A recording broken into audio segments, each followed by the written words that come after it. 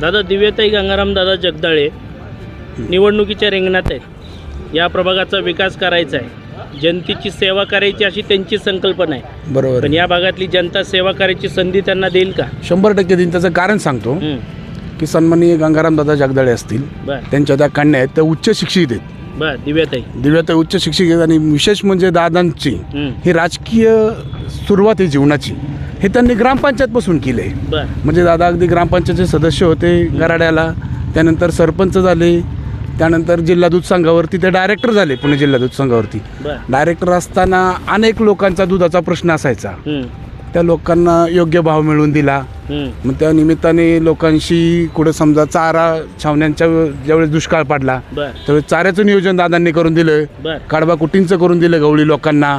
काही लोकांना असं आमच्या गावातही 2-3 मुलं आहेत की त्यांना कात्रज जिल्हा दूध संघामध्ये दादांनी कामाला लावलं. म्हणजे अशा अनेक कामं दादांनी केली. त्यानंतर जिल्हा परिषदचे सदस्य झाले दादा.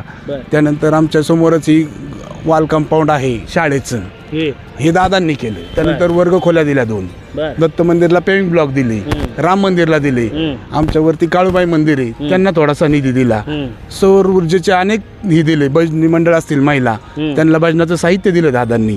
आणि दादा हे तळागाळापर्यंत पोहोचलेलं नेतृत्व आहे.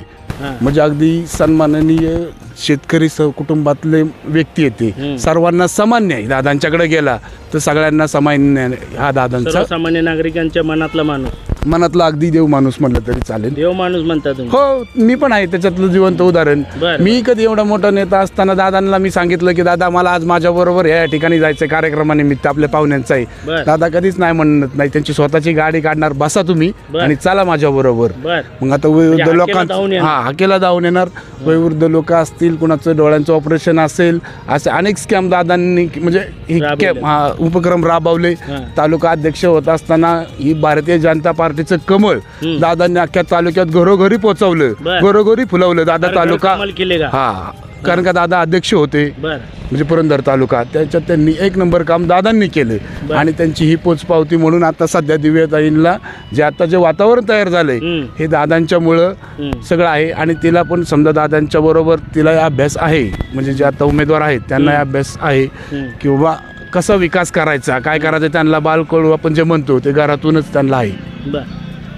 गंगाराम दादा जगदाळे यांनी या प्रभागातल्या गाववाड्यांसाठी, वस्तींसाठी अनेक प्रलंबित प्रश्न होते, हे मार्गी लावले. सत्तेवर नसताना कोणाला समजा सत्तेवर नसताना कुठं शेतकऱ्यांचा प्रमुख म्हणजे विषय काय आहे की समजा कुठं डीपी नाहीये, कुठं 2 पोल लाईटचे टाकायचे आहेत, समजा पांधन रस्त्याचा थोडासा प्रश्न आहे, ते समजा प्रामुख्याने दादांनी मिटवलेलं. आणि मतदारसंघात अनेक असे मोठे मोठे त्यांच्या दरेवाडीत सुद्धा एक मोठा भंडारा आहे, जो जिल्हा परिषदच्या इतिहासातला सर्वात मोठा निधी असलेला तो बाजार भंडारा आहे.